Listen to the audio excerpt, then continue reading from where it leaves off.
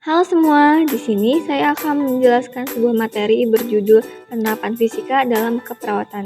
Video ini bertujuan untuk memenuhi tugas mata kuliah Ilmu Biomedik Dasar. Sebelum masuk ke materi, perkenalkan nama saya Ajeng Syifa Aimi dengan NIM P279041244004 dari Sarjana Terapan Keperawatan kelas 1A. Bioakustik.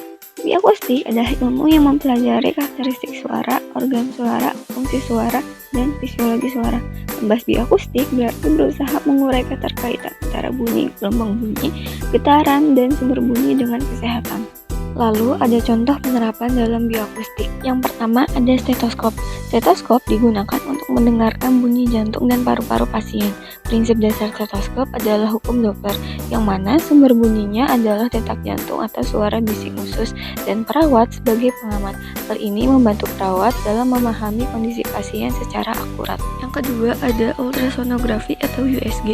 USG menggunakan gelombang bunyi berfrekuensi tinggi untuk menghasilkan gambar internal tubuh. Prinsip dasar ini adalah interaksi antara gelombang bunyi dengan jaringan tubuh yang membantu perawat dalam mendiagnosis kondisi medis. Lalu selanjutnya akan ada contoh penayangan SOP dalam bioakustik. Di sini ada stetoskop. Jadi, stetoskop ini terdiri dari beberapa bagian. Yang pertama, di bagian bawah yang bersentuhan langsung dengan pasien ini adalah bagian membran. Kemudian, yang panjang di sini adalah bagian tube atau tabung yang akan menyalurkan suara dari membran ke earpiece. Nah, di sini ada dua bagian yang akan kita taruh di telinga. Nanti cara penggunaannya adalah kita harus lihat lengkungnya menghadap ke arah luar. Seperti ini. Ini berhubungan dengan anatomi telinga kita. Baik, kita mulai. Cara penggunaannya setelah kita pakai di telinga, sebaiknya tanpa penghalang pada saat menggunakan stetoskop. Jadi kita masukkan ke dalam lubang telinga seperti ini. Lalu, membran ini kita pastikan dalam kondisi terbuka dengan cara mengetuk. Saat suara terdengar nyaring, artinya membran terbuka di area depan. Lalu kita bisa langsung meletakkan membran ini ke bagian dada atau bagian lokasi yang ingin didengarkan atau diauskultasi. Pada saat kita ingin menggunakan membran bagian belakang, kita bisa memutar, lalu diketuk kembali, sehingga suara tersebut terdengar di bagian belakang. Perbedaan antara penggunaan membran yang besar dan kecil biasanya tergantung dari siapa pasien yang akan kita periksa. Bagian belakang seringkali digunakan pada pasien-pasien pediatrik atau pasien anak. Apa manfaat dari auskultasi pasien? Sebenarnya auskultasi atau mendengarkan suara pada pasien bisa dilakukan di beberapa lokasi, seperti pada pemeriksaan paru, kemudian pemeriksaan fisik jantung, pemeriksaan fisik pada organ abdomen, dan juga pada lambung bisa dilakukan untuk mengetahui ada atau tidak kelainan pada organ tersebut. Contohnya, pada saat pemeriksaan di paru, kita akan mengarahkan membran ini pada area apex dari paru bagian atas atau bagian basal. Nah, kita melakukan pemeriksaan secara sistematik dari atas ke bawah, bisa juga sampai ke belakang punggung untuk mendengar suara di daerah posterior, sehingga kita akan mengetahui apakah ada suara yang tidak normal atau tidak. Lalu ada biolistrik. Biolistrik merupakan energi yang dimiliki setiap manusia yang bersumber dari ATP, di mana ATP ini dihasilkan oleh salah satu energi yang bernama mitokondria melalui proses respirasi sel. Lalu ada contoh penerapan dalam biolistrik, yaitu defibrilator, digunakan untuk mengembalikan ritme jantung normal pada pasien yang mengalami aritmia. Prinsip dasar defibrilator adalah penggunaan listrik untuk menghentikan aritmia dan memulihkan ritme jantung normal. Lalu ada penayangan video SOP dalam biolistrik.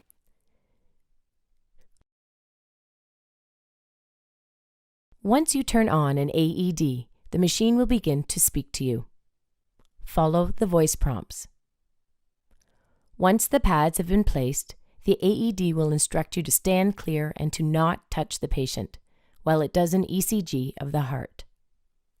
The AED is designed to determine if the heart is in a normal rhythm or if it needs to be shocked.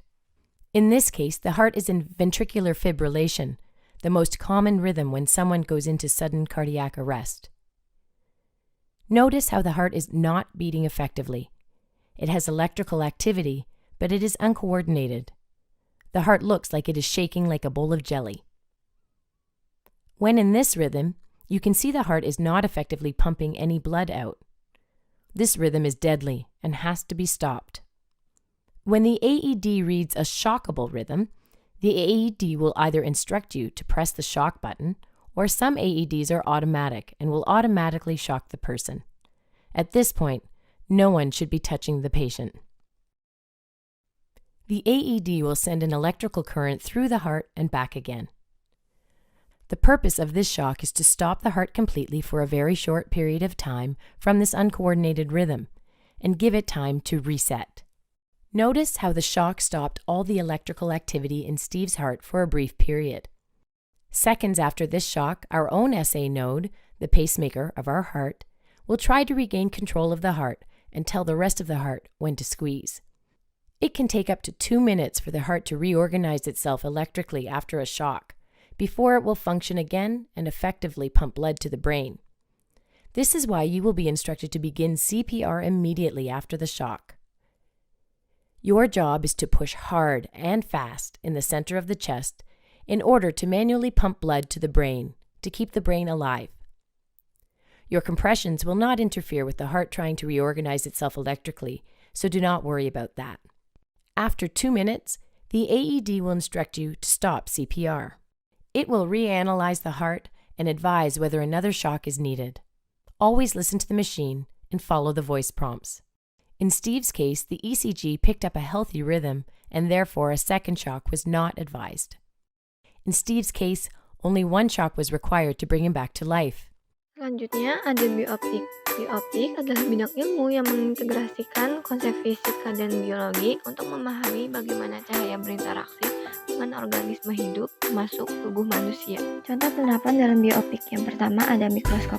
Mikroskop adalah instrumen yang biasa digunakan di laboratorium sains untuk memvisualisasikan objek yang sangat kecil seperti sel, mikroorganisme, dan memberi gambaran yang kontras yang diperbesar. Selanjutnya ada pemantauan kadar oksigen atau pulse oximeter. Pulse oximeter adalah metode yang digunakan untuk mengukur tingkat oksigen darah, yaitu bagaimana baiknya oksigen yang dikirim ke bagian tubuh yang jauh dari jantung, percilan, dan kaki. Lalu akan ada penayangan video SOP dalam bioptik. Oximeter adalah alat untuk mengukur kadar saturasi oksigen, yaitu kadar oksigen yang berikatan dengan hemoglobin di pembuluh darah kita.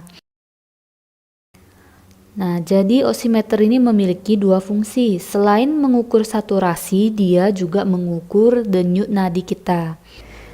Yuk kita bahas cara menggunakan alat oximeter yang benar. Pertama, kita bersihkan dulu probe karet dari alat oximeter ini dengan menggunakan alkohol swab.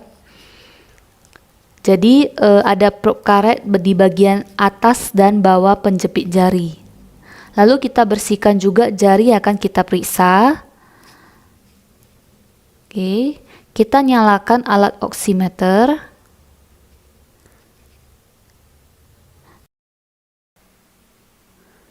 Nah, posisi jari yang benar itu adalah kuku berada di bagian atas. Kita jepit di jari yang sesuai, tidak terlalu longgar dan tidak terlalu ketat. Lalu kita buka kembali. Kita tunggu beberapa detik. Ini alat oximeter sedang mendeteksi denyut nadi dan saturasi kita. Nah, sudah muncul ada tulisan SpO2 97,96%, beats per menit, artinya denyut nadi per menit 79 kali per menit. Lalu sudah terbaca, kita boleh lepas jari kita. Nanti alat oximeter akan tertutup secara otomatis. Selanjutnya biofluida. Biofluida meliputi studi tentang cairan dan gas yang menempati ruang dan mengalir di bawah pengaruh gravitasi dalam tubuh.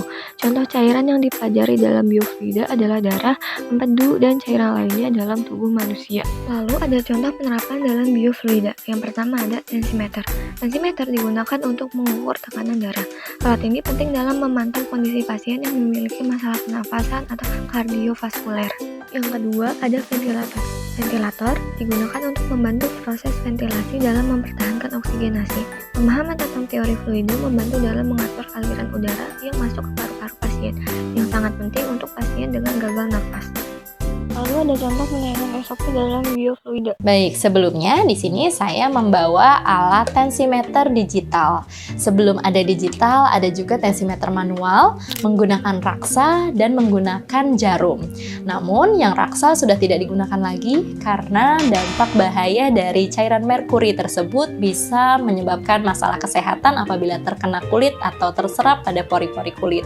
Dan pada tensi yang manual dengan menggunakan jarum cukup sulit dilakukan oleh masyarakat umum karena perlu mengetahui detak jantung atau detak nadi untuk mengetahui tekanan sistolik dan diastolik. Tentunya menggunakan tensimeter digital sangatlah efisien dan sangat praktis, sehingga saya sarankan teman-teman bisa memiliki tensimeter digital di rumah. Di sini ada yang pertama namanya manset. Manset ini adalah yang akan kita taruh di lengan untuk mengetahui tekanan darah karena dia akan mengembang. Kemudian di sini ada selang yang akan mengalirkan udara dan di sini alat utama dari tensimeter. Sebelum terpasang seperti ini, kita akan pasangkan terlebih dahulu pada alat tensi. Pada alat tensimeter ada indikator yang akan menunjukkan angka-angka. Di sini kita nyalakan terlebih dahulu.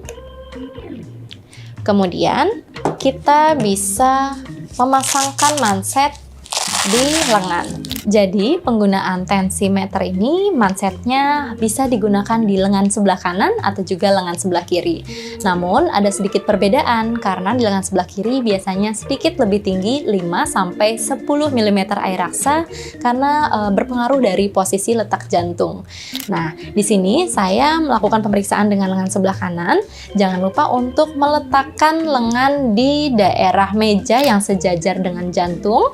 Setelah terpasang manset, lalu kita nyalakan tensinya dan tensimeter akan memompa udara hingga manset mengembang. Diusahakan tidak bicara selama proses pemeriksaan.